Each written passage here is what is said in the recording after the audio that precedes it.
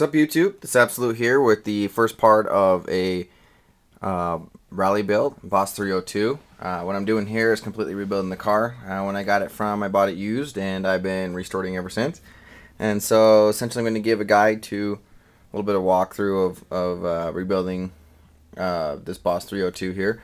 Now, starting out with the parts that I've had sitting here died for a little while. I have the original chassis, which is right here. The one on the bottom is the new one. And then we got your dyed parts. I took everything apart and then re-dyed everything. Some of you who your plastic gets all worn out and things of that nature, like a t-shirt, you can go through and you can re-dye stuff. And that actually works very well to restoring your parts back to new as they get old.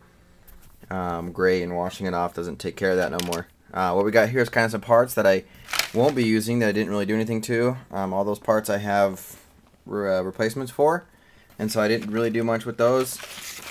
You got sitting in here is all the screws. They've been cleaned out already, and what I've done is everything kind of you can get a little bit of rust in that black oxide and things of that nature have been taken through water.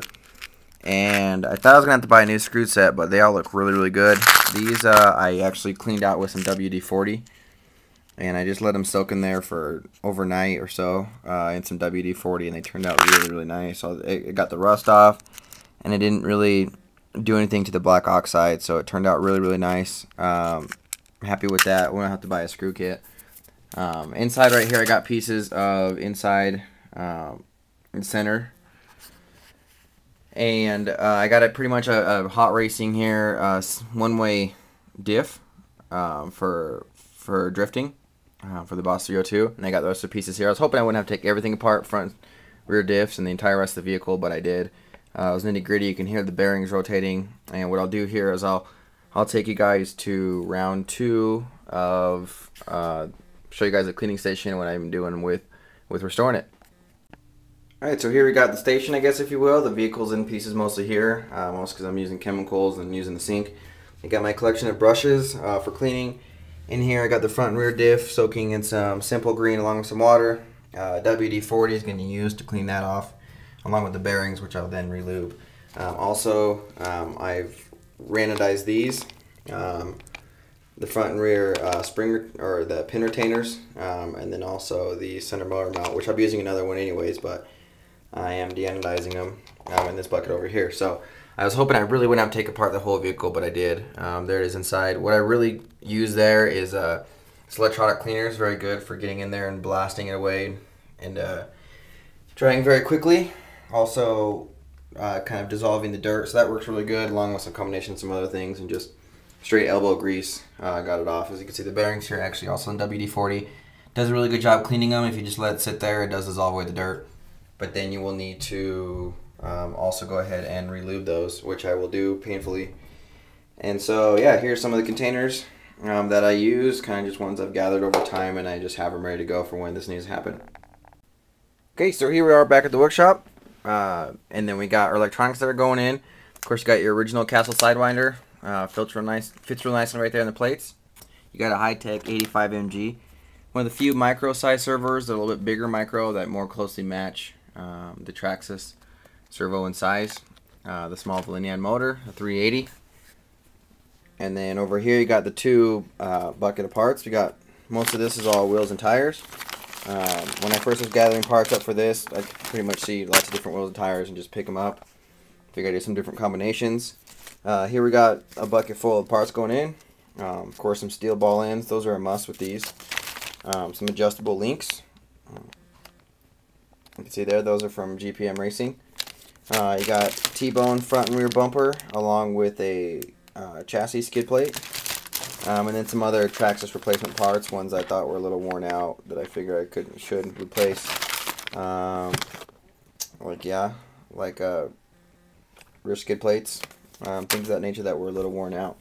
But look forward to more of this build as I'll tape further and check in with you guys later. Okay, so here we have the parts after they've actually had their anodization removed off of them. This is what they look like. A little brown. You can actually rub a lot of the tarnish off, and you're left with some aluminum. Now what I'm going to do is I'm going to use some Mother's polish to polish up that new aluminum. This is definitely the best stuff. Shop towels also, lots of shop towels. There's some other videos that'll get in depth on how to polish up aluminum. and how to deanodize, things of that nature. So first you're going to want to deanodize with some Easy Off. The yellow stuff. Do not get the blue stuff. I'll show you guys examples there. And also what I want to do is, even though I'm going to be using a smaller motor mount for the smaller motor, which is actually makes the car easier to drift, I will still also prep this one, because in the future I likely will try out this motor here. It's a Venom, and it's a 540 can as advertised. However, this motor is not 540 in true nature. What makes it 540 is the size of the fins here. Let's see if we can get this open. And that's what makes this motor 540. But as a matter of fact, if you kind of measure on the inside width, it actually mounts. It's the equivalent to this motor as well. So it's a 380 inside 540 can. Those fins into as well, but it's still going to sit higher, so it's going to make the vehicle definitely handle differently. Definitely is a very, very sharp looking motor, that's for sure. But it tended to be a little bit too, definitely was not enough for my Stampede 2-wheel drive and the way I got them set up. So I haven't really used it, so I think I'll try it out in the future. So for that reason, I'll prepare out that motor mount, but I will be getting some different ones for general use and when it's first ready. And so there you have it. So I'll show you guys the conclusion to these all polished up. Alright, so here it is, mostly done. In the interest of uploading this video tonight, probably, I went ahead and just looked at that. There's still a bit more to do, and then there's still those two to do as well. But there it is, mostly done right there. And so I'm going to keep working on this thing. Though it's winter outside, is my next project, as I just wrapped up my other one, as you guys have seen. And so check back in soon, and I'll have some more updates on this one. In the meantime, rate, comment, subscribe, and hit like button if you'd like. And I'll see you guys later.